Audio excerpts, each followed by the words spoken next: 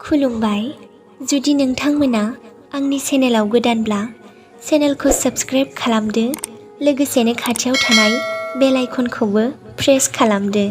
खन्थाइनि मुं सिमाङाव मोननाय अनजालि।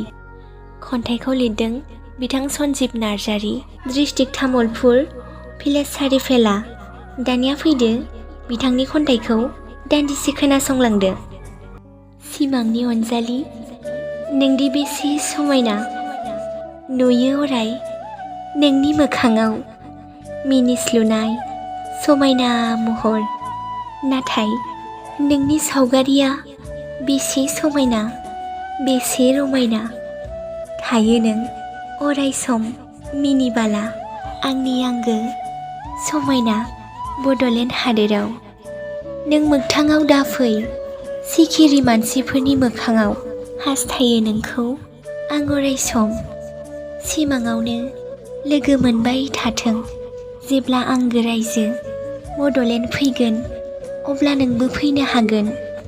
मायाजों बुंफबना थानाय बुहुमनि लैथो बिखायाव नङा, अराय समनि थाखाय गोजोन बारा बारनानै बड'लेण्डखौ लाबोनो हायोब्ला नों फै।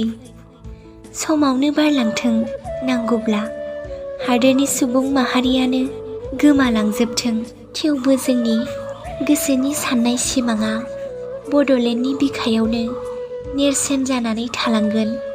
हाया आं सिमाङाव मोननाय अनजालिखौ बावगारलांनो हानाय नङा। सोरमोन बेलाय मादि हायना सना गाबनि अनजालि, नों सिख्ला? रावबो नङा बियो जादों आंनि जोनोमफुरि, आंगोफुरि, सनानि रायजो बड'लेण्ड।